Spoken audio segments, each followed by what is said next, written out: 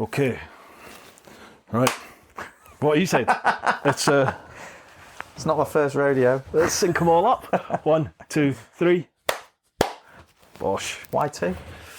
I don't know. I've always done it. Anyone know why we clap twice? I don't really know. Folks, it's Phil from PaintNation. Yeah. The elusive. The elusive.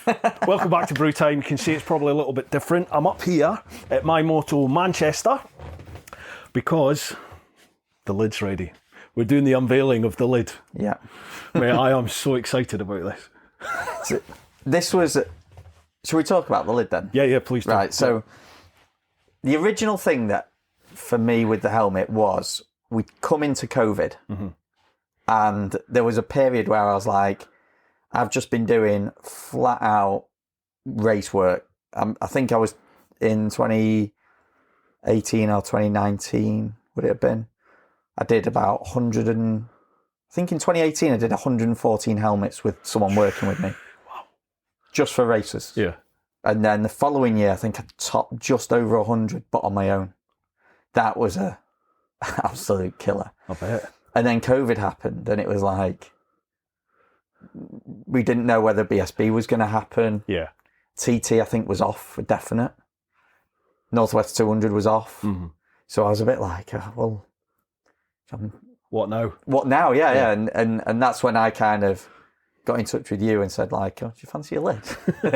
No, okay then. Yeah. So that's where it started, and then it didn't really slow down over COVID because he still ran it all, but without any crowd. So there was still 100 lids or whatever it was to get through, and yeah, it was still a bit chaotic. Jesus. A bit more than what I anticipated. I have had so many people like dropping messages going, whatever happened to that lid? Because that was like 2020, 2021, wasn't it? Yeah.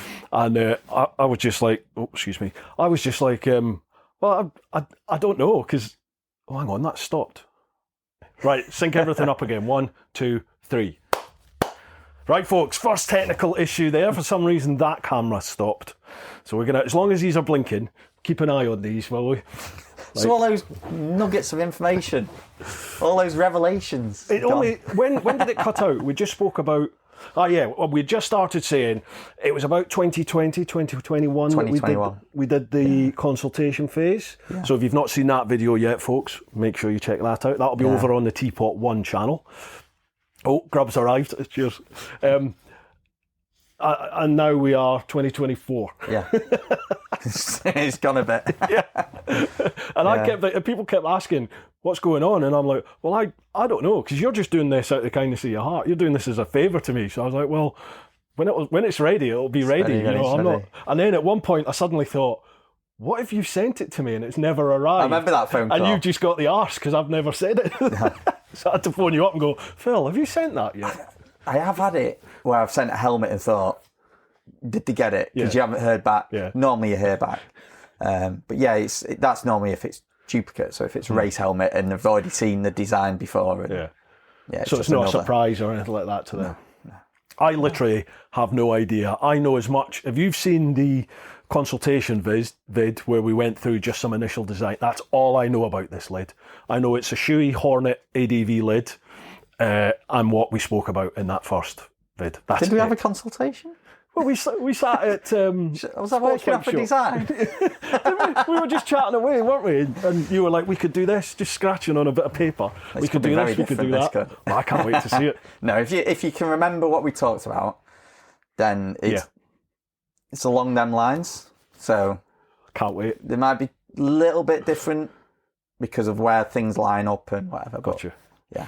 So, folks, if you are listening to this podcast, I suggest you get yourself across over to YouTube, to the Brew Time channel, and watch it there, because otherwise you're just going to listen to me gush and probably cry. What do you want to do? Shall we unveil, or do you want to chat a bit more about... It's completely up to you. Do you want to save it till the end? No. Do you want to see it? I think we unveil, we have a look, and then we just go through and we can sort elements of the design. Okay. Are you sure? Yes. This is like the best Christmas ever. So the other thing with offering to do the helmet for you was because It wasn't. I was maxed out work-wise. Yeah. So I've never really been looking for more work. In all the years I've done the helmet painting, the amount of replicas I've done of racers' helmets for people, for the public, I could probably count on my hands. You know, it's not a lot. So it was more about the experience of getting a custom helmet and what it's like to own one, which I thought if you had one, you'd probably be a good person to kind of, so people understand, like, because the thing I always find with custom helmets as well is once you've had one, it is so hard to then have something that someone else might have going off the shelf. So, I hate being a sheep. Like, I don't like following hard. Although I have a GS, I appreciate all that, and I wear a rucker suit. But I just, you know, like, as part of the reason I did the big trip on the sports bike was to be different. You know, and why I take the GS to the track is to be different, because people don't expect it, and I like that. So yeah, buying a lid off buying a helmet off of the shelf that anyone else can go and get, it kind of, most of the time I just end up getting like a black one or a white one or something. And when you did your world trip, it was a custom lid. Oh yeah, it was. Yeah. So was that your last time you had a custom helmet? It was, yeah. Do you want to do the unwrapping? Yeah, please. Oh, so excited. Wow. How does this work? There we go. See, this is part of the payment for me. This is a bit I love seeing. Right, I'm going to keep my eyes shut when I do this.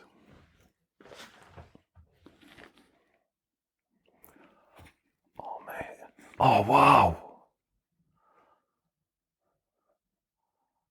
Oh, my God.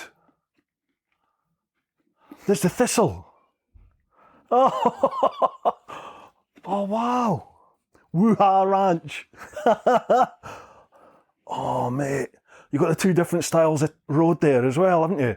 Off-road and tarmac. And where the tarmac breaks up at the back is the world map. It's the world map. Oh, mate. I'm going to end up just sat here looking at this for hours, aren't I? And these signs are all kind of, well, not all of them, but most are customised. So, for instance, M25 London, TeapotOne, 74,000 miles. Love it. I just saw Countries 54, the American road sign. But if you look at it from the start, you started off in London. Yeah. Your original trip. Yeah. Hazard sign. Hazard. U-turn. U-turn. You went up to Scotland. Yeah. Now these, you probably have to do the translation, but if I remember rightly, that's Live Your Life. Oh, wow. What's that in? In like Russian or something? What was it? See, this is the bit I started struggling with, because I watched the original series over again. Yeah. To go, well, I knew you went there, this happened. So this is obviously in Japan, where we went a bit you wrong. should have gone around the bend. Oh, I love that. So that isn't a real sign. I had to make a sign with a crash thing on it. Yeah. So yeah, it was... The kangaroos. It's the whole... little elements of the whole trip. And then you've got your world map and it going from tarmac to dirt as it goes round. So I love that, mate. That is incredible. Oh, wow. I love you got the Scotland flag, the Union flag. Mint. And how light is this lid when there's not a camera and all the comms kit and everything in it? yeah. I love that thistle. That is awesome. What I'm going to end up doing, folks, is obviously I'm going to take a load of B-roll, which I'll cut in as we're talking about this. So you will be seeing what we're talking about, hopefully. If not, then I forgot to do it, but I will do it, I promise you. Mate, that is awesome. I love that. One of the things that kind of, when I thought about obviously doing your design and the idea of the thistle being on the top, and then the hornet's got these slashes. Yeah. And I was like, oh, it looks so cool if they were the leaves. Yeah. So that's kind of one of my favourite little elements, is using the shape of the helmet to work with the design. How the hell do you come up with this? How do you do this? Something that I always think, if someone asked me to do that again, I couldn't. It's a in the moment thing, and Really? then when it's done, I look at them and I go, how did I do that? Oh, mate. It's like every time you look, you pick up more detail from it. Love it. Yeah, I mean, that literally is a roadmap of the trip. Of the trip, yeah. You'll be able to see folks, but all around the back here with these road signs, they all mark the different stages of the trip. I love it. And that map is mint. You can see how the way the tarmac fades Fading through off, the map and then into the off-road bit. Oh, man. And then the tyres hit the dirt. Yeah. That is incredible. Oh, and you even kept the chin clear for the camera as well. Yeah. That was intentional. I knew when I was weighing it up where to put the TeapotOnes, I thought I need to just pull them back because you're going to have your camera central. So. Wow. Come on then. Talk us through. So, how did you start? How did you start with this? Obviously, after the consultation, we had the idea of the road. Yep.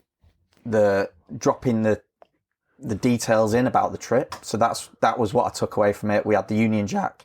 We did mention about having the Union Jack with the brake in it. Yeah. Because the frame broke. Was that Russia? Yeah, it was. And the guy welded it. Because that was another element I was looking up. Oh, I forgot about that. Russian signs for welders and things like that. I was thinking, I kind of drop that in there.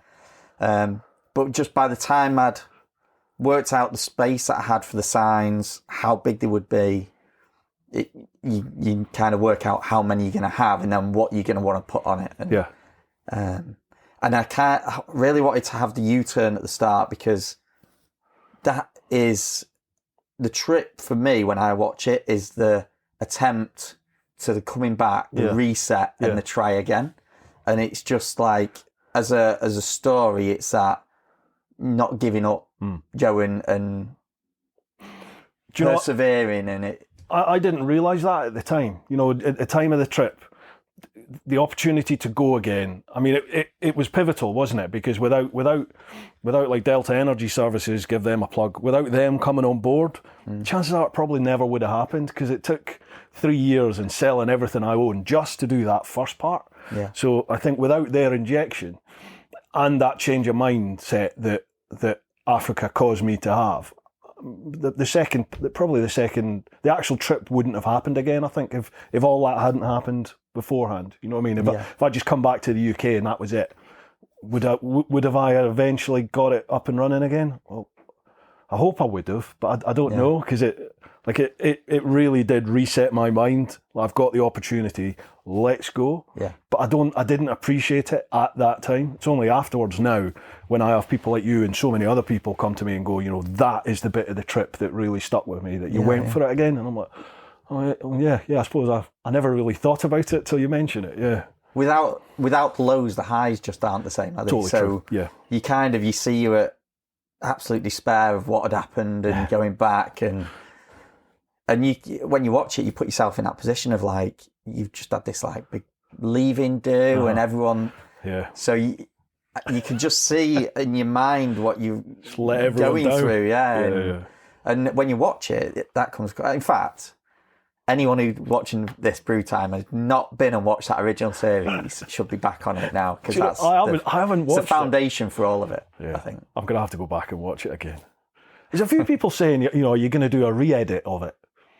And part of me wants to, because I know how crap the original edit was, and there's some, you know, they're too long, and there's just the intro sequence on every single vid. You can just see people just switch off as soon as that starts. But the other part of me goes, well, that was the trip. You know, it was edited on the road, and it was edited by me how I was feeling at that time. So maybe it wouldn't do it justice if I don't know. Let me know, folks, if you think I should do a re-edit, let me know, and I can always do like a director's cut 20 years on. Did you get much in the way of still shots from it?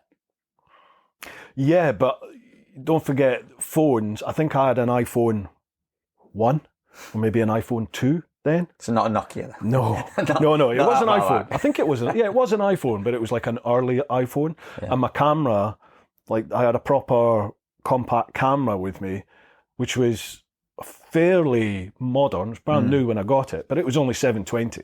You know, there's no such thing as 1080 then. And that was filmed on an original GoPro. I had a GoPro 1 and a GoPro 2 with me, both of which were horrendous and continually knackered. But yeah, I've still got those cameras, but that's like watching the video. You can see it's like watching it through like cheesecloth. It's horrible, isn't it? Yeah. But I've got some stills, but they're not the greatest quality. But yeah, I do have some. Oh wow! I just want to sit and look at all this. Wow, sheesh. Was it worth the wait? Mate, I'm so chuffed. Thank you so much. Thank you so much. I love the flags. We've got good looking flags, don't we? Joe, when you kind of look at the helmet, the flags is actually one of the complex parts to do with that, because it's the bit that's crossing over onto the peak. The peak. And if you look at the lineup from where the peak is there to the flag behind it. God, yeah, look. It lines up still. Wow. Jesus, yeah. Didn't even think of that. Little things like that where you'll mask out the flag and then you've got to slice it, get the peak away, mask the bit that's missing, and then replace the peak and check that your lineups are still there. So you can take the peak off and you've still got... You've got to do it carefully. Yeah. You're going to mark stuff as it's going on and off, so it's a lot of... Yeah. I won't take the peak off anyway. Oh, you can take it off. Oh, to use, sorry. I mean, when you're painting it though... Oh, right. And you're trying to check lineups... Yeah. You don't want to scuff the whatever you've already done, so... I'm gonna get my mate Pete to ceramic coat it as well, and it'll be doubly protected. Make sure your mount's stuck on the front before you get your ceramic coating. Good point. Didn't think of that. Oh, dude. So, what was the most difficult part of this? Would you say? Finding the time. To do it. What do you mean? You've only got like 9 full-time jobs, a family. Yeah. It was there was a lot of changes happened since obviously meeting you to get that. Yeah. And then being here now rather than So come on then. Where are we now? What's this all about? So this is now My Moto Manchester. So it's so we met in 2001. I can't remember when 2001? it was. No. Sorry, 2021. Yeah. And there was a lot of things happened. So PaintNation, I escalated to... I was at breaking point, almost anyway. So I was doing 7 days a week. I mentioned in the original podcast I did it because we were about to have kids, and it was flexibility of being able to pick up, drop off. And it initially, I was doing 3 days a week, doing some helmets just to kind of cover some costs. And Joe even when we had our first one, I was taking him to like kiddie groups and stuff. It was dead relaxed and chilled, and it just escalated. And the turning point really was when Monster Energy got in touch and asked if I wanted to do their work, and there was a decision made between me and the missus. It was like, do I do this and follow it and see where it goes, or do I scale it back? And we ended up going for it. And it kept growing from there, but it ended up being working.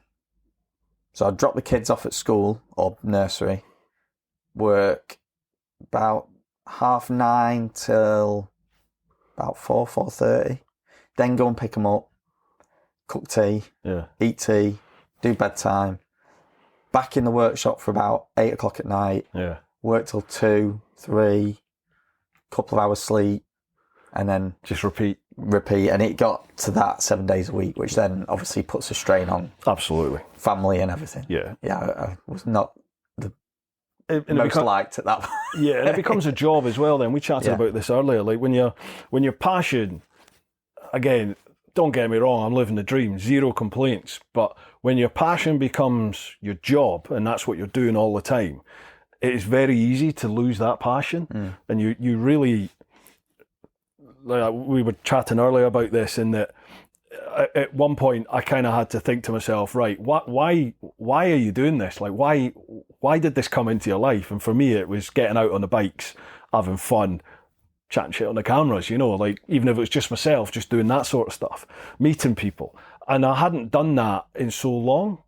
Like I do it on tours. I'm away on my tours all the time, but you're running tours for people, so you're making sure everyone's having a good time. You've got all the logistics of everything, other stuff going on, loads of other stuff going on as well. If anything happens, then it's not like you're not going to you wouldn't abandon your mates and you wouldn't abandon punters, but it's a different element when people pay to come away with you. You've got added responsibilities there.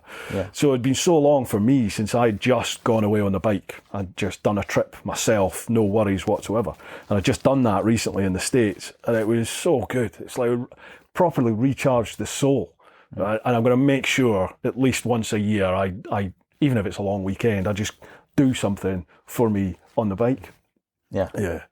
So did you get to that stage with the painting then where it was just like, I'm done with this? The pinnacle, I can see, the thing is now I'm not doing it, all the race work. I can probably talk about stuff that I didn't talk about before. The pinnacle for me, really, there was a couple of breaking points. One was doing a helmet for Michael Laverty. And I was in the workshop, and it got to about 5 a.m. I'd done a massive stint, and I was shutting down. Like, what was that one say? Sorry to interrupt, folks, but just a quick shout out for this week's sponsors, who are, as always, Ultimate Add-ons. Ultimate Add-ons have been back in the podcast for the last few years, and I've been using their products since probably around about 2017, 2018. They specialise in phone holders, so both the mounts that attach to your bike and the protective cases that your phone goes in. Now, these cases are shockproof, they're dustproof, they're the perfect things to put your phone in whilst you're on the bike, and even if you do have a mishap, your phone is nicely protected inside that case. You can still use the phone, you can still use the touchscreen, you can even still use the cameras. They do a wide selection of mounts. I use the ratchet strap, which is actually in their cycle section, but you can pick any one you like for your particular bike or a generic one. It's up to you. Ultimate Add-ons are also doing a number of other accessories, things like action camera mounts. They're also now doing heated grips. They do things like a balaclava, USB, USB-C, power adapters, lots of different things. Head to their website, check out the products, and if you use the code TeapotOne with the number 10, TeapotOne10, then you will get 10% off. A massive thanks to Ultimate Add-ons for all your support. And a massive shout out to all of you over in the clan, over on Patreons, patreon.com/TeapotOne. I literally could not do this full time without your support, folks. So thank you from the bottom of my heart for going that extra mile with your support. You're also the backbone of the Brew Time podcast with all your questions. So keep them coming and we'll go from strength to strength. Oh, sorry, folks. That's saying the phone is disconnected from the camera, but the camera is still recording as far as we can see. All right. We're all right. We've got flashy red lights, so hopefully we're all still recording. So I got to 5 o'clock in the morning, my body's shutting down. I'm trying to keep going, and I'm like, this was like if I didn't finish that helmet that night, I'd miss the deadline to get it to him. Yeah. And I gave up, and I was like, I need to go to bed. I need to sleep. So I got into bed. And then I was just lay there going, I can't. I need to go back. And I ended up torn between my body going, you're done, and my head going, you can't let anyone down. Yeah. I ended up going back to the workshop. I still didn't get it done because I was running on empty. So that was a peak. There was a time when I had a rider who asked for a special helmet, and I did. What did I do now? 3 nights and 2 days solid. No sleep. Drove to Silverstone and dropped it off with him. Jesus. And you didn't sleep in 3 nights, 2 days? Yeah, non-stop. And then drove to Silverstone, dropped it off with him, and then fell asleep in the van in the car park at Silverstone. Yeah. Because the moment it's gone, the pressure gone, the adrenaline's gone. Yeah. But then I'm pretty sure he didn't use it. No. And that really made me then go, well, why am I putting myself through this? What's the point? Joe? What am I doing here? So that was another kind of breaking point really for me. Like you say, I got into painting helmets because I had a passion for bikes. I had a passion for painting. And design. It was a good combination of all of them. But it got to a point where I never rode a bike because I was tied to a workbench just to get all the helmets done. So And everyone was telling me, like, you're overdoing it. My dad telling me all the time, you're overdoing it. And yeah, so that kind of, like I say, pinnacled. And then COVID happened, and then my dad got ill, which that was September 2021, when he said, like, there's a little bit of blood when he went to the toilet. And that then made me start kind of thinking, yeah, what am I doing? Yeah. So, and when we found out he had cancer, which then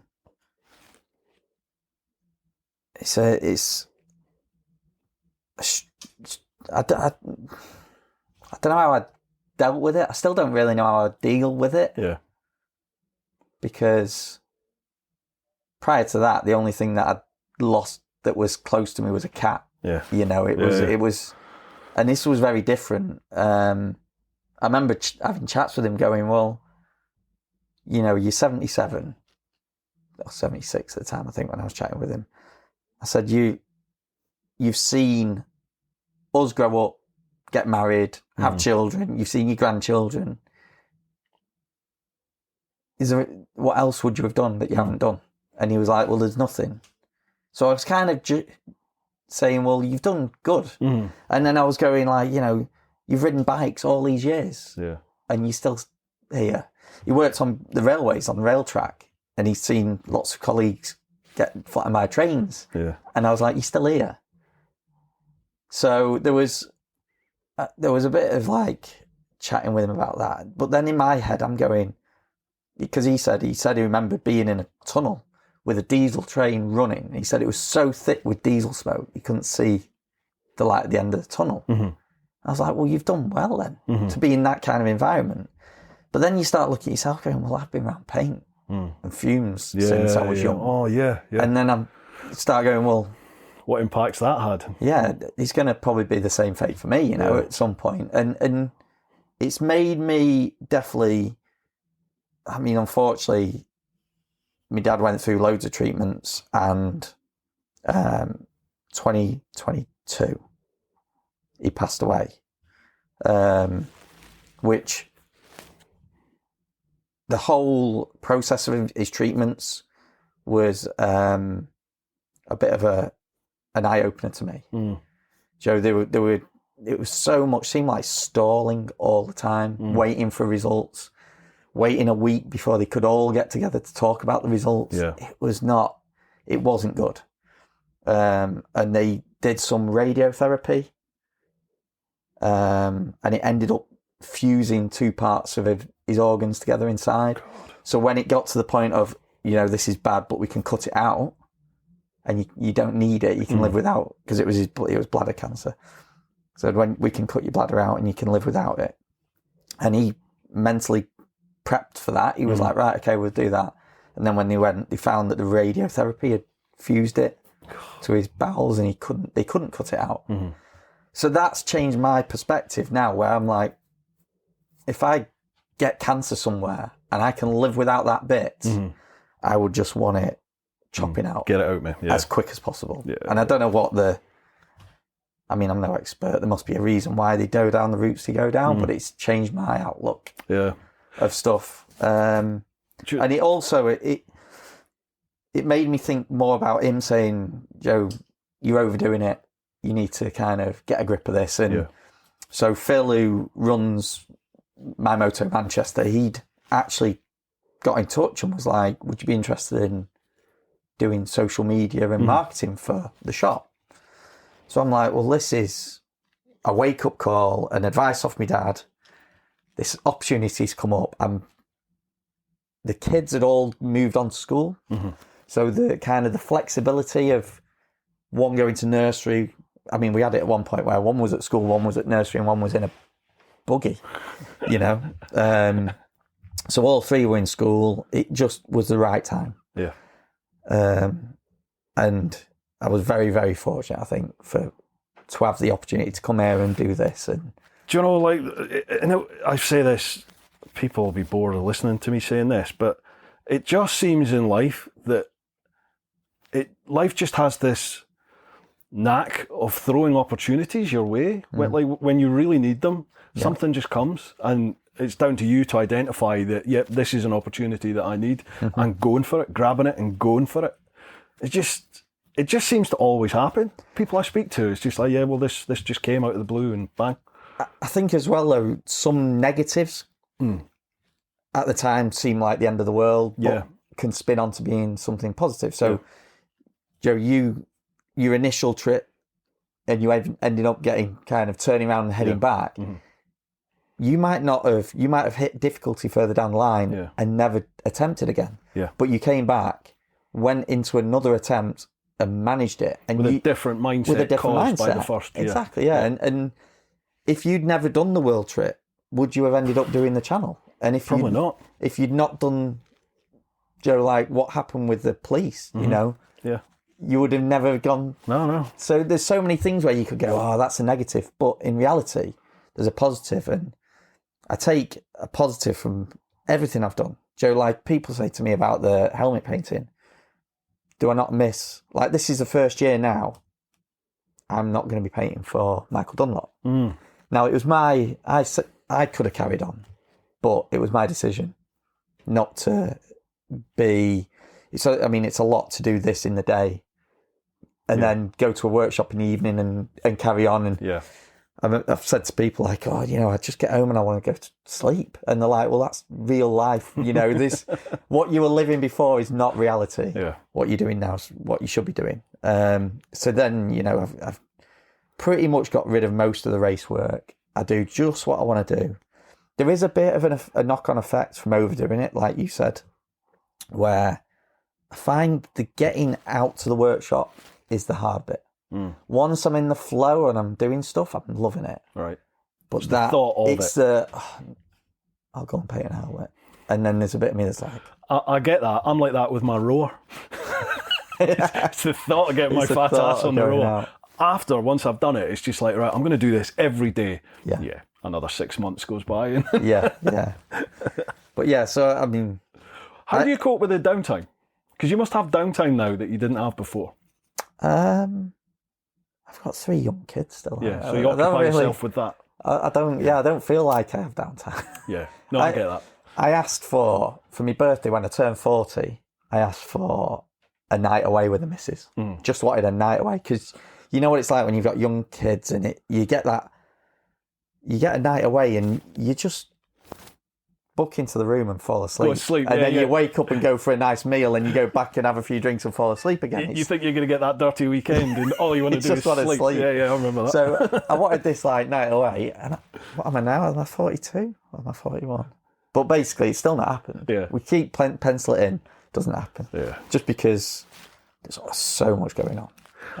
I find like if I take my foot off the gas and just go, right, you know, I'm going to do Monday to Friday and I'm going to try and have weekends is just me and the missus, or, you know, after 6 o'clock at night, it's shut down. I'm not going to be picking my phone up. I'm sat there like this the whole time and I'm just like, I've got so much to do. I mean, my missus just turns around to me and she goes, just go and work. Do it. Yeah. Like, she's like, I've got things to do. You just go and work. I'm like, okay. So I can't relax. Like if I do go on holiday or something, I'm sat there the whole time like, I wish I brought my laptop. And my wife even says to me now, just bring your laptop, because she'll be sat by the pool or, you know, sat on the beach or something. And she said, you'll do that for 20 minutes and then you'll be... I'm like, yeah, it's true. In my head, I'm like, Joe, we'll have a night. I'll have a night off and we'll sit and watch telly, and I'll sit down and Mrs. is watching something called Kin at the minute, I think it's called. No idea. And I'm not interested in it. So then you sat there going, this isn't how I envisaged having a night relaxing with the missus, you know. You thought you'd be Joe watching a film I might like or something, and then you sit there for like 10, 15 minutes and you go, bored. Yeah. This is wasting my life. And that's the other thing we're doing, obviously doing the marketing and social media stuff here. Yeah. That never really stopped anyway. So I find myself now going to My Moto pages more than PaintNation. PaintNation's like, it's done what it needed to do. I still get loads of people messaging me for stuff. And you can always come back to, you can treat PaintNation as your passion again, can't you? So that, you know, if you want to do a lid, you can really pick and choose.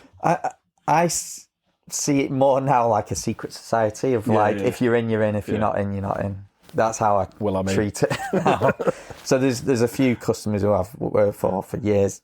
Craig Watson, who has the fluorescent feathers over the top. Yeah. He's a regular who generally has a helmet every year. Pugwash, he's had 2. And then he actually asked, I think he asked the other day if I could do another one, so he must have plans.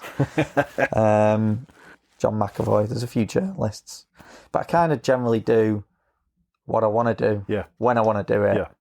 And it's often for people who go, I'd like the idea of this, but do your thing. Yeah. And then I can get a bit creative with it. Yeah. Do you prefer that then, when people just go... A little bit of guidance, because you want to make it so they like it, but then it's nice to have that freedom to do a bit of creativity, because a lot of the time you'll think of stuff on the spot, where if you've planned it and designed it, you're sticking to a rule book then. Yeah. But sometimes you're like mid-thing, you'll go, I could just drop that into there, or... I'm like that when I'm editing videos, I'm like that. Like I never film... Well, certainly with the tour stuff, you can't record with something already, I can't, already in my head, because with the tour it's all just reactive. It depends what happens during the day, depends what people say on the comms, all this sort of stuff. Other stuff, if you're doing like a camera review, or I've started to sort of write out almost a script or a shot list. Memorise some of the features. Yeah, and they are actually, it's so much easier to edit when you have some idea of what the story's going to be, for sure. But when it comes to editing the tour stuff, that's all reactive with me. I sit and I go through all the footage and go, right, this is what I've got. And then I just start, okay, well, I could do this to that and that to that. And it's just all reactive, but it's really lengthy.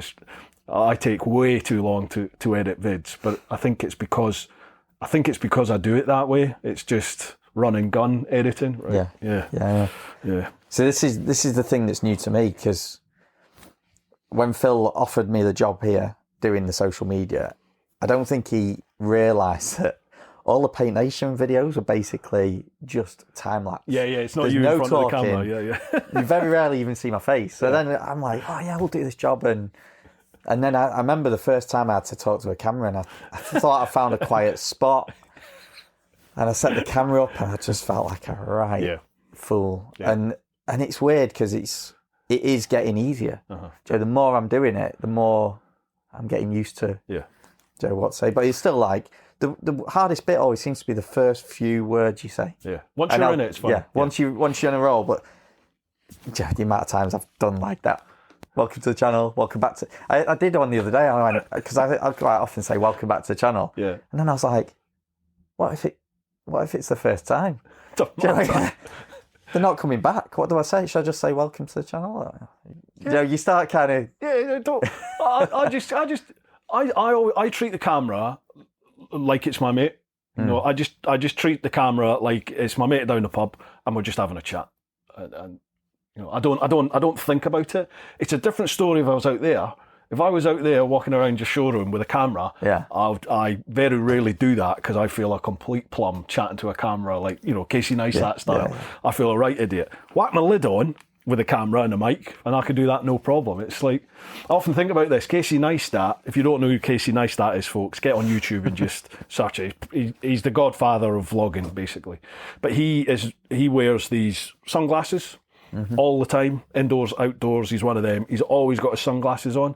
But I get that. It's like a little protective shield, isn't it? Yeah. And you put them on and you can just chat away, no problem. You don't need to worry about what people think. For me, the thing that's helped me a bit is just telling myself, this is my job. Yeah. This is what I'm being paid to do. So just get on with it and stop And it's much more accepted these days, because everybody's got their phone out chatting away to their phone, haven't they? Even if you go back to 2015, 2016, 17, people weren't doing that. I mean, it's the whole talking to AirPods. Yeah. Joe, the amount of times you turn around because you think someone's talking, you're like, no? Yeah.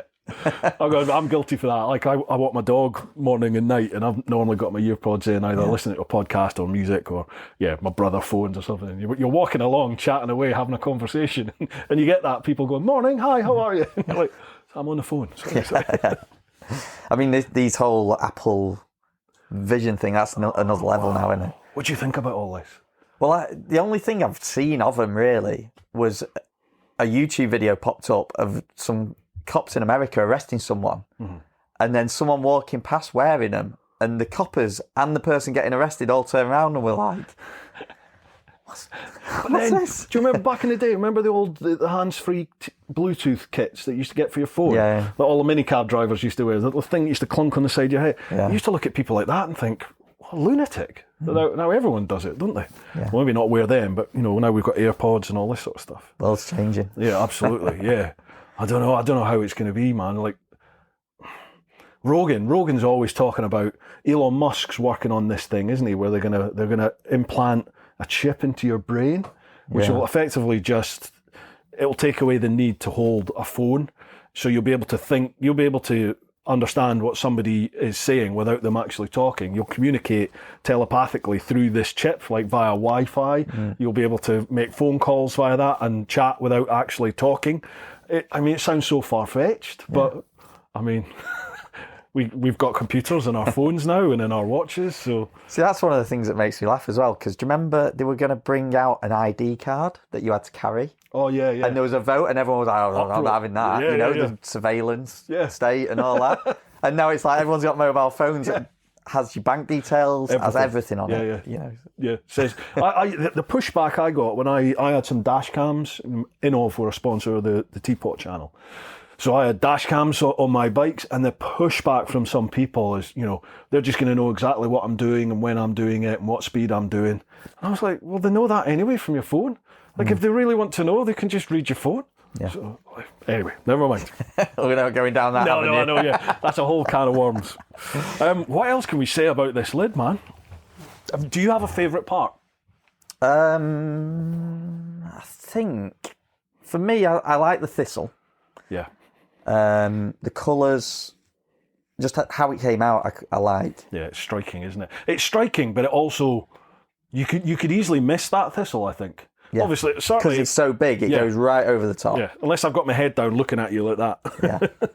Yeah. I think on a smaller detail element, I like the world map being part of a breaking tarmac. Yeah, that's clever the way you transition between the two through the map. It took a little bit of Joe, because obviously off the side of the Americas, and you're trying to create another section that's cracking and becoming that. Yeah. So that was I just picked that up as you said it. It was like, oh, I can see what he's done there. Yeah.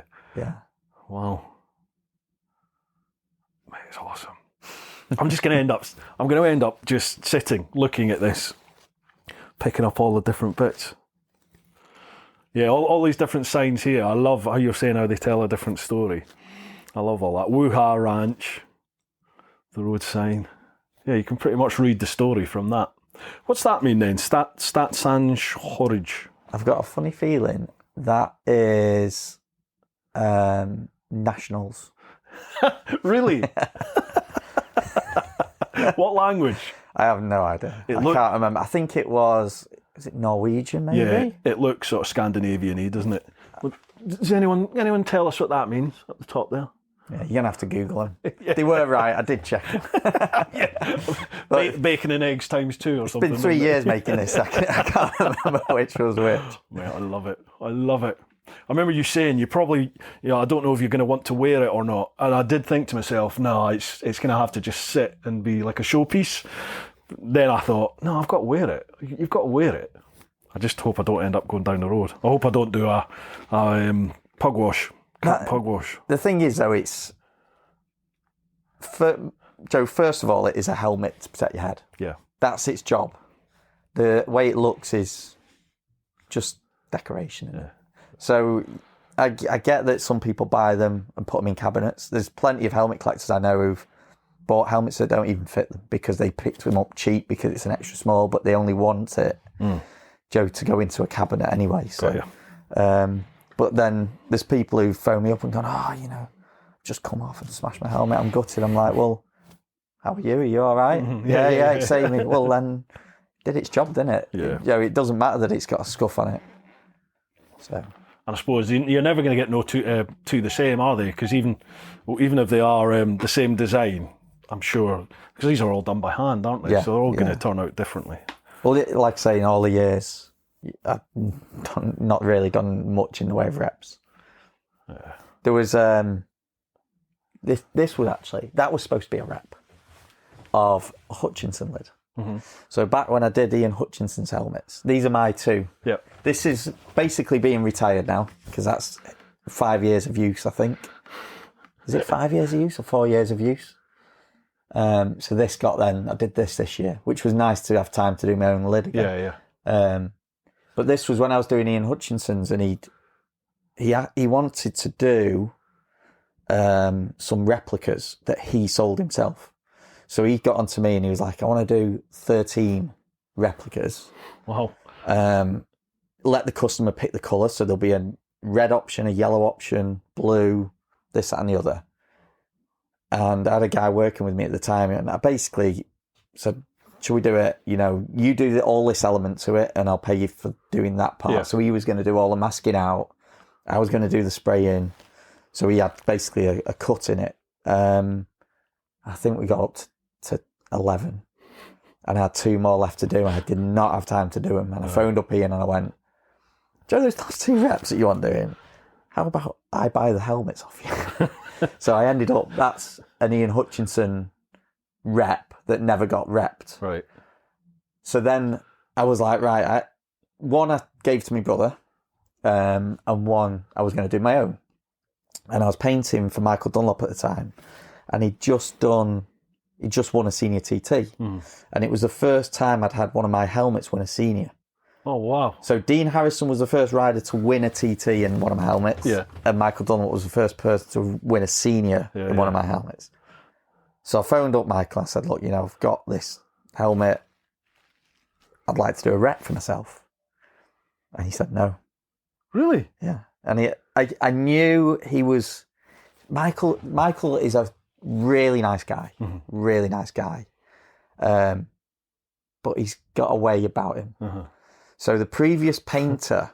He's got a way about him. The previous painter who used to work with him before I worked with him warned me. He went, well, he didn't warn me because I don't think he knew he was coming to me at the time, but he was saying about his interactions with Michael, and he said, he phoned me up, he goes, listen, boy.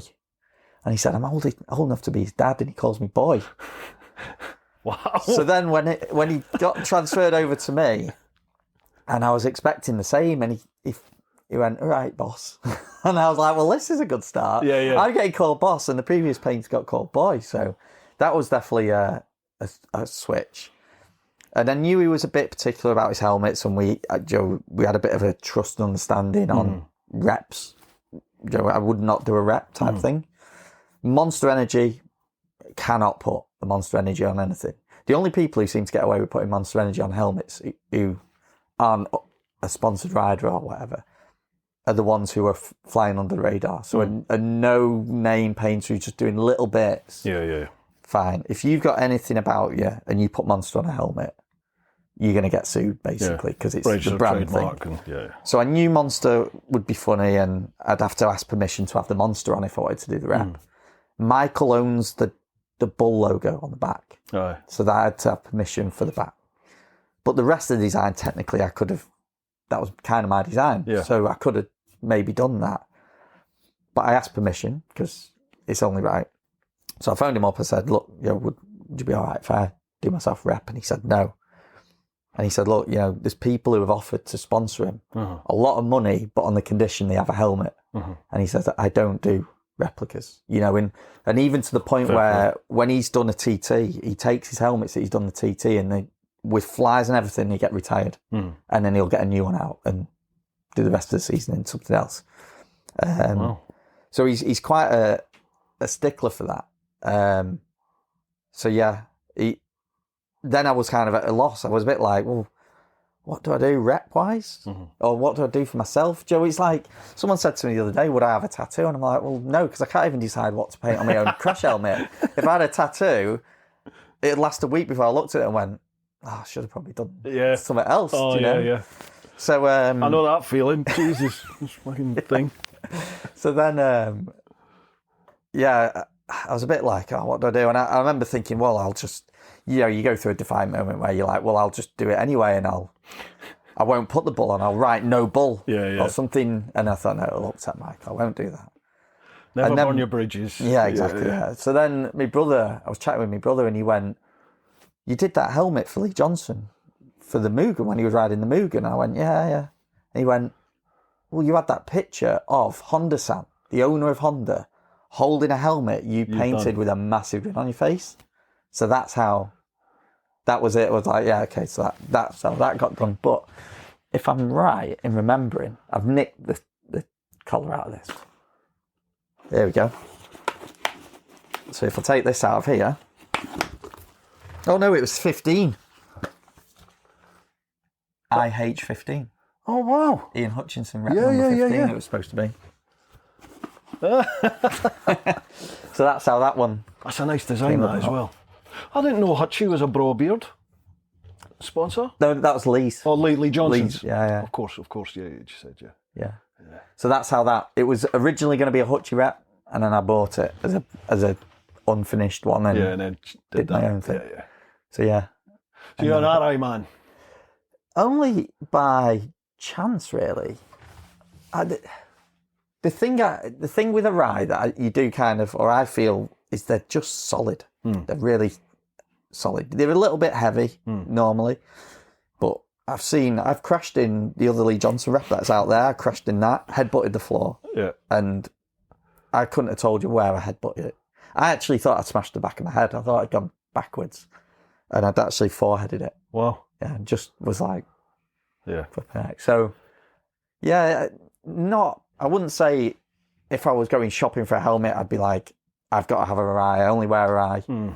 Just by chance, it seems to be always a Arai that I'm in at the moment. Yeah. But I mean, like I've got 14 helmets. So I've got an AGV AX9 over there, which I love the look of the AGV. I love the look of that helmet. But there's a few people in here who've worn them, and Joe, it touched their ears funny, which is a personal thing. Yeah. But they don't like them because of that. Yeah. I think with me, I felt it quite tight across my forehead. Yeah. Same with the climb, same with the Arai as well. Mm-hmm. Well, we did the vid, didn't we, before we did the design phase of this, where I got fitted for a lid. Yeah. And I genuinely, I've always worn shoes, but I genuinely went there with an open mind and, right, whatever one fits properly and I like the look of, that's the one we'll go with. And it ended up being shoey again, didn't it? Because it's what fits, isn't it? Yeah. I mean, first of all, it needs to fit and be comfy. And then you're going to look at getting the safest you can afford with something, Joe, that does fit. Yeah, so, absolutely. And it's been a bit of a learning curve working here, Joe, and selling helmets. And Joe, because between the social media, when events are on and some of the team go off elsewhere and I'll be on the shop floor, and I love the interaction. I love chatting with the customers, and Joe, sometimes it's someone who follows us on social media, so they'll see our stuff. But yeah, it's fascinating kind of how people go about what they spend their money on. Joe, you'll get someone who'll ride like a 20 grand superbike and they want to buy the cheapest helmet. Some 50 quid blooming lid. Yeah, you see that all the time, don't you? But yeah, we quite often with new riders, we say, look, spend as much as you can on your helmet. Yeah. Because you can always come back to, you'll buy more than one kit. You'll buy a waterproof jacket. You'll have a summer jacket. Yeah. You're going to buy other kit, but your helmet, you're not as likely to come back and replace that so soon. So yeah, I think when you've had a big off and really walloped your head, you realise the value of a good lid. Yeah. I've cracked a lid literally. Again, it was a Shoei original Xpirit, and I literally cracked it like someone taking an axe to it. And all right, I had concussion, but I was alive, and you shouldn't be, should you, when you're taking that level of impact. So they certainly do the job. You get what you pay for sure. There is actually a train of thought where the outer shell cracking and failing actually absorbs a lot of the energy from the impact. Mm-hmm. So some helmets will, in a way, fail to save you, but it's a one crash thing. Yeah. Some of the other helmets, so like a ride they go for a solid shell, and the EPS does all of absorbing. The internals, yeah. Which you get, Joe, I've chatted to racers who've worn Arais, worn Sharks, worn Shoeis, and they all seem to, they've all crashed in them, and they all know kind of how they perform and will favour one over the other. Yeah. And you do find as well that from road racers, they like the Arai because the chance of that shell failing is less. Joe, it's a very strong shell. Yeah. And in a road situation where you could hit solid things, you don't want it to crack. But then, you get some circuit racers who they have multiple lids. What they don't want is to get knocked out. They want something that has a soft thud to it. Right. So different manufacturers work differently in the way they... Yeah. And I had Martin, oh God, I forgot. Martin, I do apologise, forgot your surname. Martin from Helmet Inspection Company. He came on, because I don't know if you know about them, but they have this business, folks, where say you knock your lid off your bike and it hits the ground. A lot of the time when you hear that thud, that crack, you think, oh God, that's my lid done. Imagine you just spent 5, 6, 7, 800 quid on a lid, and the first thing you do is you drop it off the bike. Well, you can send it for about like 30, 40 quid is what you pay to Helmet Inspection. They take the lid and they carry out assessment of the structural integrity of the lid, and they can tell you whether or not it's done or whether or not that thing's fine for you to wear now. So, if you're investing in a substantial lid, another 35, 40 quid, it's well worth forking that out rather than going spending another 6, 7, 800 quid on another lid, isn't it? Talking of dropping helmets.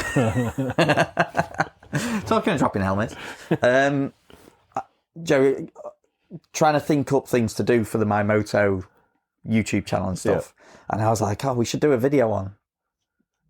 Because there's so much mixed messaging about dropping a helmet. Is it fine? Is it not fine? If you're not wearing it, so it's not got any weight in it, it's fine. There's a lot of mixed kind of messaging. So I was like, we should do a video about it. And I said, we had an old helmet here it looked like one that had just been released. The colours were very similar. And I said to the boss, we could almost like get people's reaction, because the sound of a helmet hitting the floor is one of those, it kind of goes through you a bit. Yeah. It's like when you dispatch a fish. You whack them over the head. It's just like a sudden, oh God, terminal thing. Yeah. The hollow kind of thump of a helmet hitting the floor. So, especially ones that have been custom painted. I'm holding on it. I'm not going to drop it. So I said, we could do something where we kind of try and capture people's reactions, and then we'll do a little bit of information about what you do if you drop a helmet. Anyway, he said, you're going to have to do that somewhere where there's plenty of bikers, where you're going to be able to capture reactions. He went, you can go and do it at Matlock. And I was like, there's a lot of people in Matlock. Matlock Bath. In Matlock Bath. Yeah. There's going to be a lot of bikes down there. So, right, okay. I mean, I'm getting paid to ride a bike, talk into a camera, go to Matlock. I'm getting paid to do it. So I can't, Joe's ace. And I get down to the Matlock and I park the bike up. And I'm like, I ended up just parking outside Matlock and doing the switch, because I thought I can't risk someone seeing what I'm up to. Yeah. So I put the good helmet in the top box, put this old one on, rode into the town. Anyway, I pull in, and right beside me, this other guy pulls straight up alongside me. I thought, this is going to be quick. I've got someone here straight away. So I take the helmet off and I put it on the tank, and I've put it on the edge as much as I can. And I'm chatting with this guy, and he's a really nice guy. And I'm going to have to do this. No. So I'm knocking the bike. I'm knocking the bike with my thigh, and I can see the helmet going like this. Yeah. And I'm like, it's going to go. And I've got the 360 camera on, so I can catch it all. Anyway, it just starts to slide, and he catches it. I was like, no. So then I was like, cheers. Nearly dropped it. I attacked like it was like the real helmet. So cheers, nearly dropped it. Thanks for saving that. And I went off into town, got a cup of tea, and I phoned my boss, and I went, I don't think I can do this.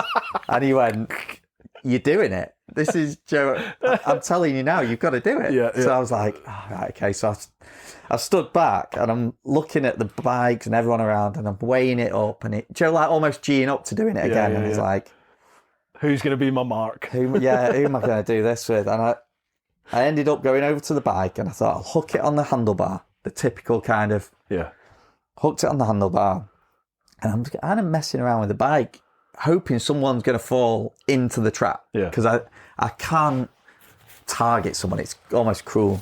Anyway, there's a guy sat there, and it turns out, after meeting him, he's actually called My Moto, I think he's called, on Instagram. Right. And he does loads of really cool Instagrams around his Triumph. But he comes over and he starts asking me about the 360 camera. And I'm like, oh, yeah, it's really good. It's great.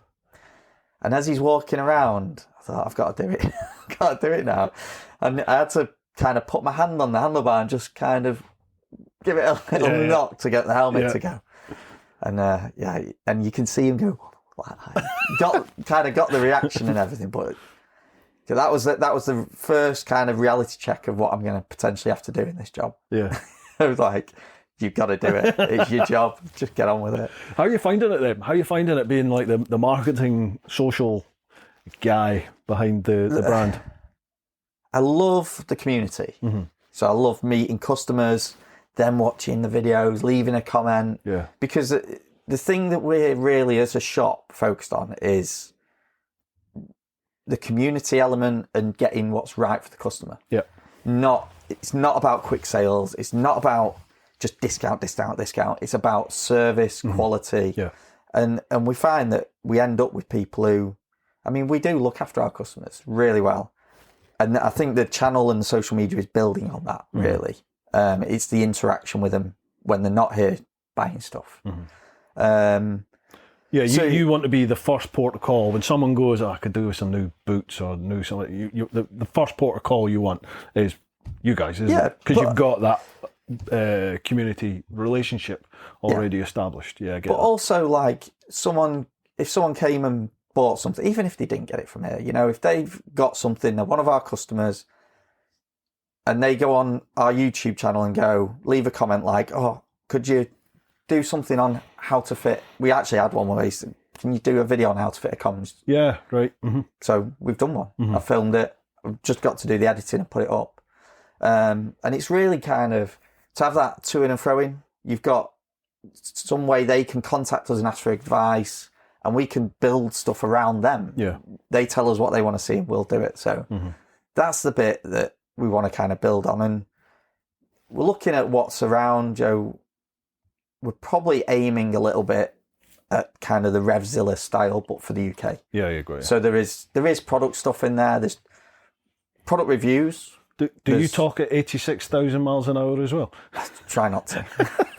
I waffle and stutter and have to cut loads of nonsense out. Yeah, why use 3 words when you can use 12? Yeah. And call things like dual carriageways motorways, because your brain's not quite connecting the dots. But so there's a bit of product stuff, tutorial stuff, and then interest. So we've got some bike review stuff that we're building on because people are interested in it. But we are a motorcycle clothing and kit shop. Is that specifically for My Moto Manchester then, or do you have channels and accounts for all the different? Because you got My Moto Manchester, Derby, and Leeds. All have got Instagram and all have got a Facebook. Right. But the YouTube is a central generic for the brand. Yeah. So we've just done a video that went on yesterday, which is finally managed to get Teresa from Derbyshire Store to go on camera, and she's given us a tour of the shop. But that's the other thing you find, that people don't always want to be on camera. No. It's so difficult to get someone to want to do it. I see it on my tours. If we go away on tour and stuff, and people come touring with me because they've seen the vids and they like the crack. But when you put a camera in someone's face and then go, right, come on in, say something, be funny. People are just like, ooh. Yeah. It's but I mean, it's new challenges. I like the helmet painting was a challenge when I started that, and little did I know where it was going to end up. Yeah. And it, like, again with the helmet painting, people were saying like, do you not miss it? I couldn't go any further. I'd done senior winners at the TT. Yeah. I'd done a Moto 2.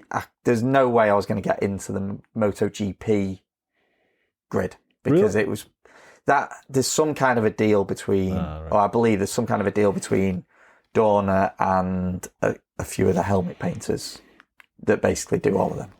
But I'd done Tammy McKenzie and Jake Dixon when they were in Moto 2.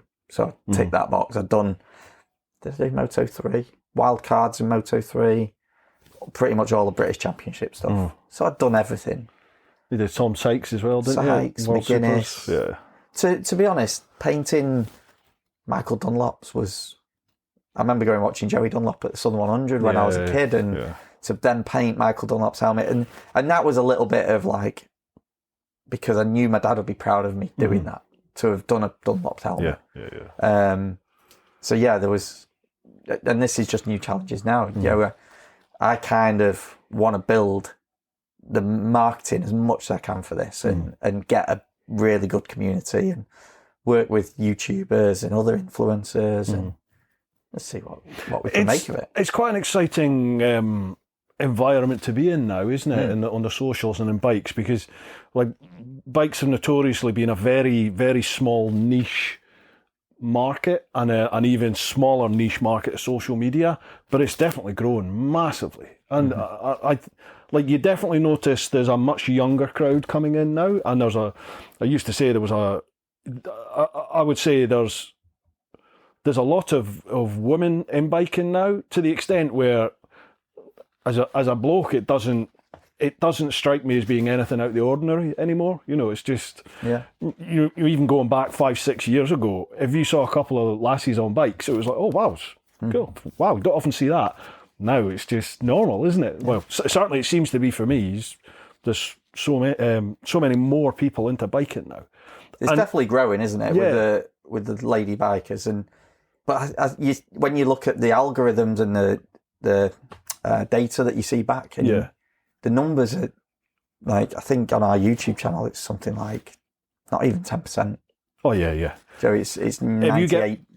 If you get over like 3-4% female audience, you're doing really well. Yeah. Like myself, TMF, Lamb Chops, Rich, we used to do like trumps on our stats, and it was like, okay, what's your percentage female audience? And it was like 1.2, 0.8, and then I think Rich always used to get like 3 or 4%, Richie Vida, because he appeals to the and then there was 1 month where I think I had like 7%, and it was like, yes, get in there.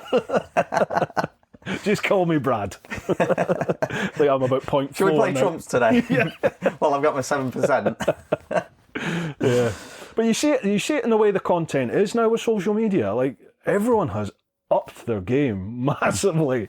Unless I'm missing something. Unless it's like, I don't know, like some AI app out there that does it. But like, you look at social media content now and you're like, okay, hell, that's really good. How have you done that? I still don't...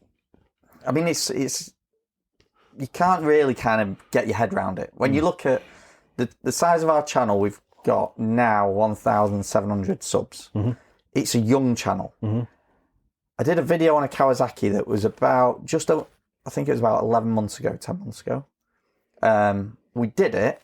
They let us basically have any bike, and I said, we'll start with the 125, because we did a post on a 125 and it just seemed to get traction. I think it's that young it is. Biker input. So got the 125, Kawasaki shared it on their Facebook, and it bumped up to about 14,000 views, and we were like, wow, this is doing good. It's a young channel. Very, like, first bike review, and then it crept up to about 25,000. Then it gets to November and went up to 144,000. Gee whiz. In the space of like a couple of months, a month and a half, maybe a month. It just went. I don't know. Is that on YouTube? Yeah. Wow. So we've got 1,700 subs and a video that's done 144,000 views. Yeah. It's converting them though, isn't it? It's converting those views into subs. Yeah. Which I'm learning. To get. It's not easy. Like, subscribe. Oh yeah. And whilst we're here, like, subscribe. Yeah, like the podcast side of things. We were chatting about this, and everyone that comes on always asks, like, because they look at the YouTube vid and it's got, a couple of hundred views maybe, or there's a few out there that are in the thousands, but not many. And folk are always quite surprised, I think. But the audio side of it seems to do so much better. It does like 10, 15 odd thousand downloads. But the video just doesn't. And trying to get people, even across from my Teapot channel, trying to get them across, there's 90 odd thousand of them. So if you could just get, I don't know, what's 1% of 90,000? What's that, 900? If I could just get 900 people across, it'll bump the subs up and bump the views up. But I think you either like long form content or you don't really. So yeah, if you're watching this and you haven't subscribed, please do. I'll watch, or not even watch. I'm very much kind of YouTube focused more. So like I said, I'll listen to a podcast via YouTube, and I'll just stick it on the side playing, and listen to you chatting. But I'll do the same with a moto vlog. Because when I was doing the helmets, I'd be at a desk masking stuff out, and this is how I got into moto vlogging, was because I'd have a moto vlogger playing on YouTube on the computer, and you just look up when something interesting happens. So when someone flies across a roundabout because they've got it wrong, something like that, and Who would do that? Skip back and watch that, and then you carry on masking and you're listening to it. So I've listened to YouTube stuff almost like a vlog anyway. Yeah. Or like a podcast anyway. But yeah, I've never really listened to much in the way of podcasts on Spotify. Right. Not much. Yeah, that's probably all I do now, really. I don't often watch YouTube anymore. It's mostly, I'm either listening to audio, I've got into audiobooks, so I'm either listening to an audiobook or a podcast. And I only really do that when I'm out walking the dog, or if I'm doing like, the accounts or something like that in the office. Obviously I can't do that when I'm editing vids, but if I'm doing stuff like that, I'll just have other stuff on in the background. Are you one of these YouTubers who edits it, uploads it, never goes back to it, watches it? Yeah, never. And never... Yeah. Because I sit and I'll watch, like a vid will take me, if it's a tour vid, that could maybe take me 5-6 days to edit. And in that time, geez, I couldn't even tell you how many times I've watched the content. But then I suppose I only do the last bits, like a little bit of tweaking on colours, adding all the lower thirds, the text and all that sort of stuff, and any tweaks to audio. I do that like in the last run, more or less. And I have been guilty of not picking up, that last little tweak that you might do to the audio might be fine for 99.9% of the vid, but there could be one bit where it all distorts or you can't hear what's being said just for whatever reason. And I've missed that a couple of times. That's when you rely on people that are watching it to kind of go, oh, there's a mistake there, or that was shit. It's such and such, this happened. You're like, bugger.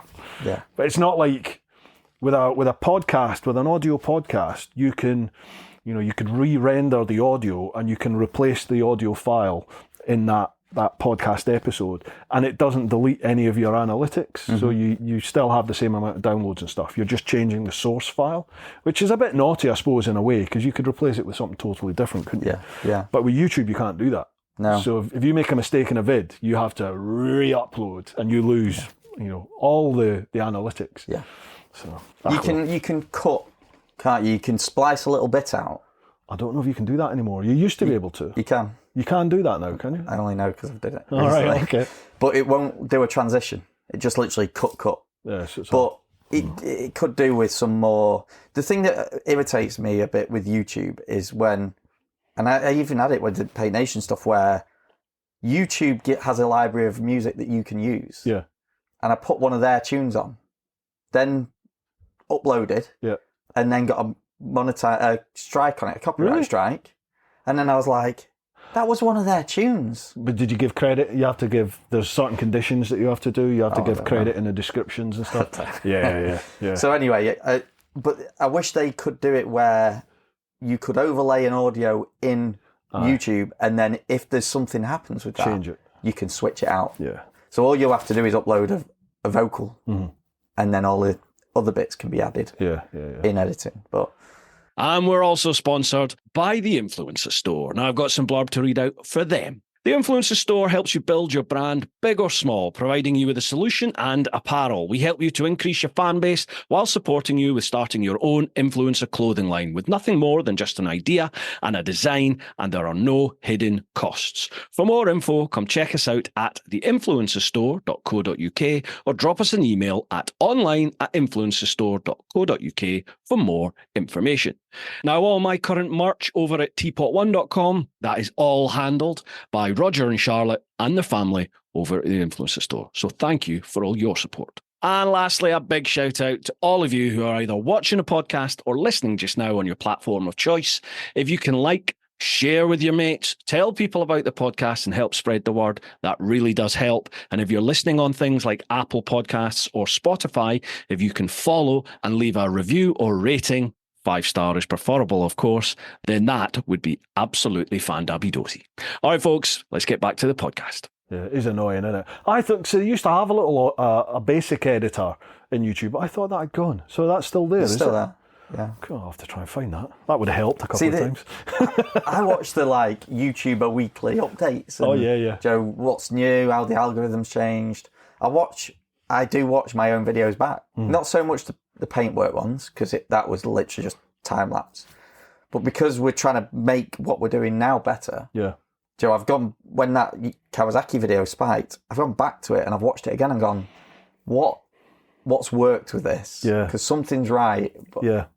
I mean, for me, I think it was doing something that you wouldn't normally do is interesting. Which I was chatting with Richie the other day and he was like, I hate how you have to kind of do something daft to kind of get the views. He says, I'm not bowing to that type of thing. It's like tabloid blooming. It is. Isn't it? It's just clickbaity shite, but that's what. And that's like, you look at the 125 video we did and it was 125cc, 125 miles flat out. That's the thumbnail. Yeah. And is it that they're clicking on? But then in reality, I ended up doing about 230 miles on it. And most of it was on the motorway, flat out. Yeah. So thumbnails are everything. Thumbnails are absolutely everything. I'm looking at the moment of bringing somebody in like professionally to do the thumbnails, just because they mean everything now. Yeah. You know, maybe not so much with an established audience. Is that stopped? Oh shit! When did that stop? Right, sorry about that, folks. Something happened with this main camera. We've had this one running, so you hopefully won't have missed anything. What were we talking about? we were saying about the thumbnails. I think your initial catch is the thumbnail. All right. Then the description. Yeah, the title. And then your first 30 seconds in the... Yeah. And then once you pass that, you've potentially got a viewer for the long haul. When you look at we'll get a bit geeky here, folks. When you look at your audience retention, is it like a ski jump? Mine, it starts at 100, and in that opening sort of 10 seconds, it just goes, poof, and it'll either drop to like 60 and then level out, or it'll drop to like 30, 25, 40, whatever it is, and then it tends to level out after a couple of days. Ours will generally go down to 30% after about 40 seconds. So I'm getting past the 30-second point, at least. But I chapter everything. So I get spikes back up to 50, 60s, where people are skipping to the bits they want to see. Yeah. What I found that was really interesting was certain videos, so for instance, bike reviews and things.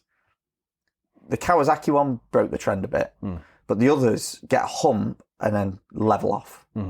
Whereas anything tutorial based, so how to change a visor, just climbs and climbs and climbs and keeps getting more and more as it goes. The older it gets, you mean quicker it's going. Views, you mean?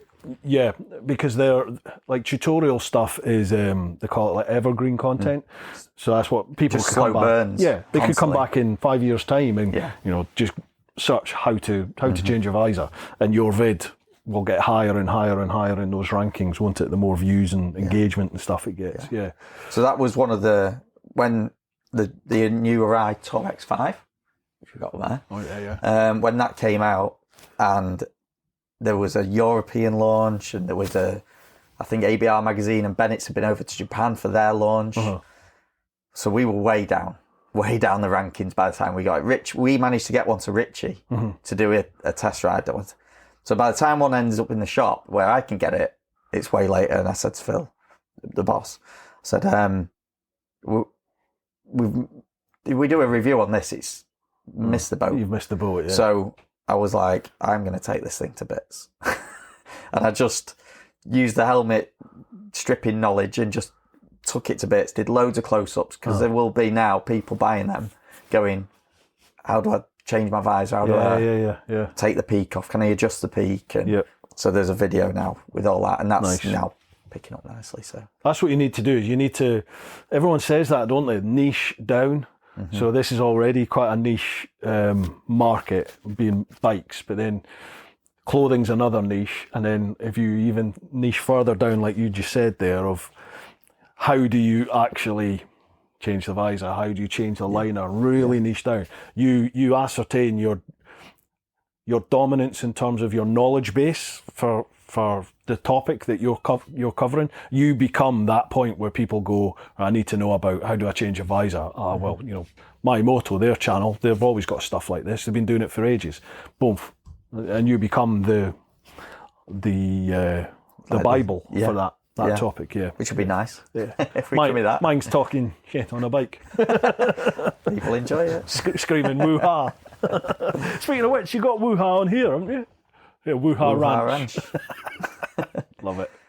Do you know that I actually had to watch the videos again and go like, does he go yeehaw? Does he go? Do you know what I mean? It was getting it right. Do you know, I normally limit, believe it or not, I limit the amount of like woo-ha and different things that I say stonking a lot and all that sort of stuff. I say all that, but I limit it normally when I'm editing a vid. I'll limit how much I say that, just because I think, I don't want to hack people off, and it annoys me a lot of the time. But my son's been editing the last sort of, 4 or 5 vids he's done of mine, the tour ones. And for my son, he's like, no, that's your thing. So he chucks it. He's got loads in, and it's starting to hack me off. So I'm like, I might have to curtail that a wee bit. Yeah. It's like, give it a rest. Yeah, so I might have to watch what I say in the future ones. See, that's something I haven't got. Is like the only thing I came up with was like the sign off of, ride safe, basically. Yeah. Thanks for watching, ride safe. I had Guy Markham on. Do you know him from Instagram? He's the big guy that lives in a caravan in Devon. Oh yeah. And his thing is stay hydrated. That's just become his catchphrase. Just because he had a vid that went viral and he said this. So I thought that had just stopped. That's recording. Oh, that's flashing. Yeah, gotcha.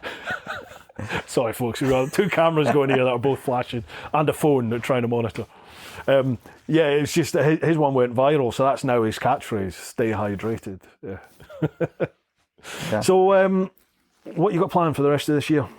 So, rest of the year, we've got loads of events that we're going to be doing. So, we do some retail at different events. We're going to be going to the ABR, hopefully, and running some retail there. So, I might be on a stand there. We did see you last year, but you'd gone past by the time Phil spotted you. And then you said to me, you went, Bruce has just gone past. And I was like... It was busy, wasn't it? We were swamped. It was busy last year. But that was the first time I'd ever been to ABR last year. And what do you think? Just an eye-opener. I came away from it going, how cheap can I get an adventure bike for? I mean, there's things like I'd love to do that, but I wouldn't be able to work a retail stand and do all the social media at the same time. It's almost too much. But I came away from it thinking, this is where the NEC was just slowly seemed to be dying off. Yeah. And then there's this great festival where there's entertainment and the social element to it all. And it's not just carrying... It's the best thing in biking. And stuff. It's the best thing in biking, certainly for the UK, I think, that's happened over the last, God knows how long. Yeah, because like the NEC and the London shows, it's so small now. And the NEC is just, there's nothing out of the ordinary there, is there? You go every year. Like I used to go and give talks and stuff on the Adventure Zone bit. So I've been around the world, Don't know if you know that, folks. Have you? And, and it was just samey. And when ABR started, when ABR said they were doing the festival, I got to admit, I kind of thought to myself, because they were talking about big numbers, 5,000 people initially or something. You think, because the overland scene, the adventure scene in the bike world it's very niche. It's very small, close knit, and everyone was just like, "Oh, they're going to ruin it. How are they going to do this?" So I didn't think it would be very good. And I've got to say, I went to the second year. I missed the first year. I went to the second year. I was blown away by it. It was like, wow, this is amazing. And then last year was unreal. I'm gutted. I can't go this year. I've got. I think I'm in between tours, so it's just. I think I get back from one tour and then it's a week or two before I go away on another one. I can't. You've got to balance time at home. I can't say to the missus, "Oh, I'm away for another 4 days working." It's a great music festival. Yeah, but we've got the dog as well now. That's, yeah. So it's she's not really the type of dog I could take along to that because she just anyone that's on a push bike, anyone that's wearing a helmet, anyone that's wearing a high vis jacket, she'll try and eat. So yeah, it wouldn't be a very relaxing couple of days. Yeah. But yeah, it is good. It is cracking. Really good. Yeah, so we're doing that. I think we're going to be over at the Isle of Man for the TT. Oh, are you? Silverstone for the GP. Uh-huh. We actually met with Richie the other day about being at Wildbad again. Yeah. So that was really good. Really personal, but that venue we got last year was incredible. I've missed it, yeah. I haven't been to the new venue. It looks pretty special. I was the first to jump in the lake last year. Did you go in the lake? Yeah. Good lad. Although these will say that I didn't. I just basically paddled and got out. But I was going to say, was it intentional? Something to do with because beer? we went for setup, so we were there a day before it all started, Right. and I don't think the showers were on, or there was showers were on, but in one block, but we didn't know it. So it was a necessity. So it was like it was hot and sweaty, and I was like, I'm getting in that lake. It's got to be cleaner than what I am. So yeah, I had a quick swim, cooled off, barbecue. Nice. But I reversed the van right up to the lake, back door open, bed in the back, and it was just it was perfect. Awesome. Yeah, I've got to miss that one as well this year. Gutted. Sorry, Dickie. Yeah. And also doing the NC 500 end of April. Nice one. Which is that my first tour? I don't know. That might be my first tour. Have you never been away on a bike before? We chatted about this the last time we did. We did, and you were like, "Oh, we'll got to get you out." And I ended up before COVID, my brother and my dad booked to go to the Isle of Man to the Southern 100, and it got delayed and delayed. Then my dad got cancer, and in the July, after he had it for 9 months by that point, and they were going to go, and I was like, I was a bit like, I need to go on this trip because this is potentially the last kind of thing with my dad. So I went to the Isle of Man for, I think it was 5 days, which I could kind of say that's touring. Oh, God, yeah, absolutely. 100%. So, but that was really good. Yeah, that was good. And then I went to Anglesey on the 125 for a night and slept at Anglesey Circuit for one night on that 125, which, again, that was actually even though it was one night away, was actually quite enjoyable in that. I was setting off on that thinking, I've got this whole idea of what I'm going to do, and I don't even know if this bike can do it, because a 125 with camping gear on a motorway, and it was at 10,000 RPM for about 3 hours each way, solid. Isn't it nuts what they put up with? Isn't it? It's incredible, isn't it? It's a brand new bike. It shouldn't. It should have, they test bed those engines like that, don't they? So you should just do it. Anyway, Kawasaki were fine with it. They obviously have a lot of confidence in the bikes. Yeah, it just proved it could do it. So that was good. I did the round the UK on the Sinus 125, and same thing. I mean, it was literally like in the red for two and about 3 days. Do you know, I've quoted that to so many people because I was like, well... So my boss has bought a GS, 1250. Yeah, you tell me. Yeah. And it's a great bike. I do like GSs, but I can't tell him that because it is my duty to... Nobody wants to say it. It's your duty to kind of not being a GS owner. I've got to rip it a little bit. Absolutely, I get that. I understand that. So there was a whole like, oh well... I remember when Bruce rode one of these round the UK, he only got to Wales, it broke down, and that was Sinus 125 did a full lap. So many people have said that to me. So many people. And you're starting to get that divide now amongst the GS wallopers, in that if you now, like I now have the 1300, and people either love the 1300 or they fucking hate it. Yeah, there's a divide on that bike. Oh my God, yeah. It's almost like there's GS haters amongst the GS brigade now for the 1300.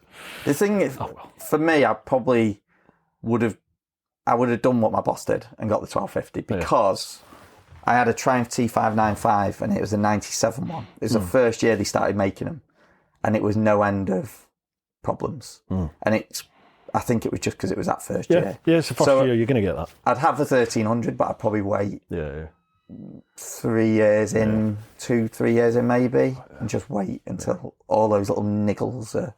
All I've had so far was starting issues, which was a starter relay. They've changed that. I had a couple of... It did it twice after that was done, a few days later, but it's not done it since. It's been spot on. And I think that's the only issue I've had mechanically with the bike. There's a few things I don't like about the styling of it, but it is rapid. It is seriously quick. You forget how quick it is until you jump on something else and ride something, and then you get back on that, and you're just a GS shouldn't be like this. No, yeah. It is rapid. I didn't realise how. I mean, looked at the press shots and it looked like the old GS with a load of plastics on it. And then it was only when I saw one in person that you realise that the subframe is all now total a new cast bike. piece. It's Everything is new. It's not the old tubular bike with panels. It's a completely new. Yeah. I think the only thing that's the same is the TFT to a degree. But even the TFT is slightly different, I think, compared to the 1250. There's a slight difference, maybe a different size. But everything else is new. It's a new bike. Question for you. Go on then. Because you mentioned TFT. I was having a debate the other day. What is better looking? A TFT or something analogue that's got style, like the old 916 clocks? Ooh. I think it depends on the bike. Do you not think? I tell you what display I've really liked is the Indian ones. You've seen the Indian displays. So they're set up to look like classic analog style, but they're all digital. The TFT touch. They're almost like the digital watches with a fake kind of face. It's that kind of look. Yeah. But I wasn't expecting it. So when I started the bike up and it had that, it was like, oh, that's cool. Yeah. And then you realise it's touchscreen and you're like, oh, this is Gucci. I was really impressed with the Indians until I rode one for like half an hour and then thought my back was going to break. I was gutted because it was a really cool bike. Look where we've come from, where Joe, you had the 916 like kind of clocks where everything's analog. Yeah. And then it was like the MV Augusta where the needle went round and back. Yeah. And you turned it on, it's like, ooh, yeah. look at that. What's this? Turn it on and off again. And now it'll play YouTube to you. Yeah, exactly. Yeah, it's like a full HD widescreen. Yeah.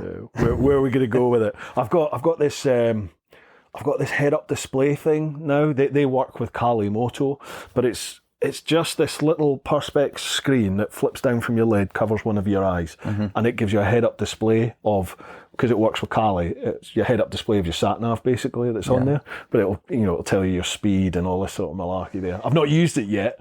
But I would love to get, because my background was when I was at uni, I was doing transport design, and that's where the design with the helmet thing came in. I would love to be involved in the design and development of crash helmets, because I think that there is more options for having ready-to-go mounts that'll work for cameras. I mean, like, I know Aero have actually surprised me, and they've did that little plate that goes on the top so you can stick your GoPro mount on. Yeah. But who puts the camera on top of the helmet these days? No one does. So there needs to be a manufacturer out there who starts doing something where there's like a replaceable chin bit where you can slide it out and put a mount in. Or, Joe, like the head-up display. Why haven't we got a flip-down internal visor like we get, but it's digital and you can flip it down, see what you want to do, and flip it back up when it's. There's been a couple of lids. You know? There's been a couple of lids in development, not through the likes of RI or Shui, not through established brands, totally new brands. So that it's not only is it new technology, so it's like a haptic lid. And it's got built-in sensors to tell you if people are behind or in front, and it'll vibrate depending on that. And it's got a head-up display giving everything that you need to know about your route and your comm system, what music you're listening to, who's on the phone. You end up like a blooming Apache gunship pilot, aren't you? But it is an unknown lid as well. And I think that's where they've gone too far. Yeah. This sort of stuff I think needs to be integrated introduced. Yeah. But I don't think it's necessarily that the manufacturers who are there need to put that into the helmet. They just need to standardise how it's put in. Yeah. So that the camera moves on in technology, but the mount's always going to be the same. Yeah. The intercom's going to move on, but the way it installs is always going to be the same. Yeah. Joe, and just having that in there, I think intercoms could be, I know they do the integrated ones, but there's some that are actually really kind of flush and low key, and I just think they could do more of that kind of stuff. Yeah. And it's like mesh technology is the big thing now, and it's great. It really is good. It is not 100% for sure, but it is really good in terms of strength and how many people you can get connected and easy use. But you've either got Senna or you've got Cardo, and you can't have those two working together in mesh. Yeah. You can connect Senna now to Cardo, but it connects via Bluetooth, so it negates. If there's only one or two of you, that's fine. But in a big group, you still can't. You can't bring somebody in on Bluetooth in a big group unless they're constantly. Like if I bring you into the group by bridging you to me, then you literally need to stay behind or in front of me the whole time. As soon as it drops out, you're out. Yeah, you've gone. Yeah. There was an announcement last year that 3 of the big manufacturers, it was Cardo, Senna, and someone else. I can't remember who the other one was. But they've all agreed to do a combined comms thing. So it will work with mesh auto connect and stuff. That'll be interesting. Will it be a software update? Or are you going to have to buy the new version? I don't know. Yeah, you're probably going to have to buy new models. I used an intercom for the first time the other day, and it was a whole conversations that I used to have with myself, which were private. You were now recorded. You do forget, don't you? Yeah. So, well, I remember, God, back in the day, swing the old lamp. I used paper maps. I wouldn't have a sat nav on my bike because I was like, nah, not a chance. Just don't need it. And why the hell would I want to talk to somebody on my phone? Don't be daft. I'm on my bike to get away from all that. I don't want to listen to music. Now I've got my phone there with the sat nav and on that, and then I've got a camera recording everything I say and do. Comms where I'm either connected to 14 other people on a trip listening to everybody waffle, or you're listening to music, podcasts on the phone. You just get used to it, don't you? Yeah. See, I had music on, but I didn't. There was only times when I realised the music was on. Yeah. Because my concentration was past it. Yeah. Do you know what I mean? And then it was only when you got a bit of straight road where you're like, oh yeah, that tune's playing now. Yeah. But I think I could quite happily not have music. But the ability to talk to someone, so it's like, oh, watch out for this, or that's good. Joe, it's clear you can overtake. Yeah. Those kind of things really did. I still can't do that. When we're on tour, the lads do that all the time. Somebody will take the overtake up ahead and they'll be like, yeah, you're clear. So everyone behind is just doing overtakes, blind overtakes on bends and stuff. I'm like, I can't do it. I need to see for myself. A little bit of self-preservation. Because you never know, like a deer could have walked out, or, deer can walk out any Well, they could go past the junction. Exactly. And then someone pulls on behind them and you're going to be the first to find out. Which I've seen, you would think most people would pick up the junction and realise, okay, right, it's not safe, it's not clear. But other people just don't pick any of that up. Yeah, it's all clear. Go for it. Dude, I feel like we should end the podcast on the lid in some form. Yeah. Like, wow. I just want to sit and stare at it. I just want to sit and stare and pick up what you've done on it. Is there any other YouTubers who've got custom lids? YouTubers? I don't think there is. Not unless they race, anyway. The racers will have them. Pugwash has got his, hasn't he? Oh yeah, of course, Pugwash. He's got his YouTube on the side of it as well. Yeah. See, he's done some funny videos, he has. He's a character, isn't he? He is a character. And a real character. Do you remember The Crumble? Yeah, Did you ever watch The Crumble? Uh-huh. I wish his stuff was still on there.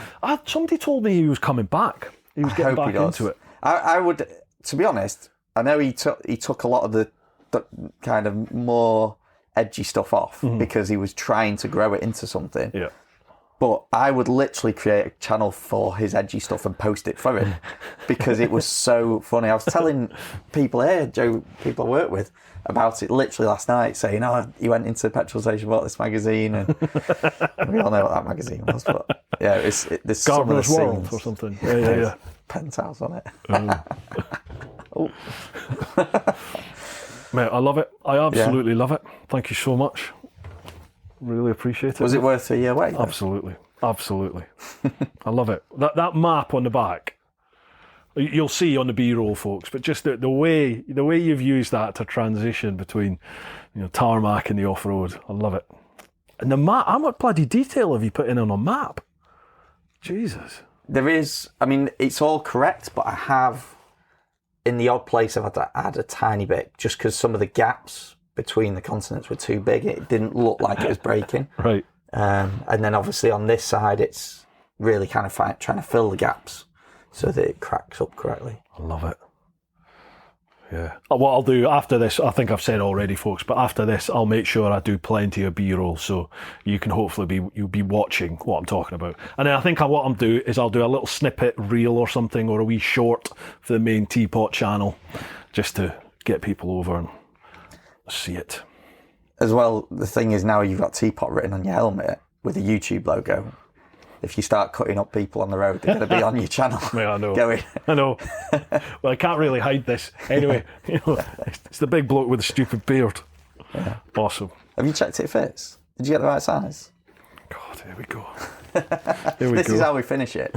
Yeah. Oh no. Right. That new helmet smell. Oh God, how nice is it putting a new lid on? My one stinks, and I've washed it as well. Look at that. Just need a tinted visor, haven't it? Does my bum look big? Dude, let me get that off. Lovely. Right. I've got to go and do a talk in Derbyshire now. Yeah. Might wear it there. Mate, thanks again. Been Really do absolute pleasure. appreciate it. And Thanks for coming up and seeing us. if people do want a custom lid, I've got plenty of contacts who are doing it full time. So by all means, send me a message, and I can point you in the direction of someone who's good. Or if it sounds like an interesting project and I've got time to do it, I might just do it. But yeah, awesome. And if people want to pick up your socials that you're doing, where do they go? For here, Yep. My Moto on YouTube, and then Instagram, you've got My Moto Manchester, Leeds, Derbyshire, and same for Facebook. Okay. So we're building hopefully something good here that we can all be involved in. And all those links will be down below, folks, so make sure you give them a like, a follow, a subscribe. If you like the content, share it out amongst all your mates. And the same goes with the podcast. Folks, hope you've enjoyed this one. Speaking of the podcast, please like, comment, subscribe. If you're listening, if you wouldn't mind leaving us a little rating somewhere, I think on Spotify, on Apple, you can leave a rating. That has a huge effect on whether or not the algorithms over there pick it up and where you rank in the charts. All this usual malarkey. Folks, hope you're enjoying it. Keep doing your thing. Get on out there whenever you can. Look after those that you love. But most importantly, live your life. Woo-ha! Dude, mega. Mate, I'm so chuffed. Thank you so much. Let me stop these.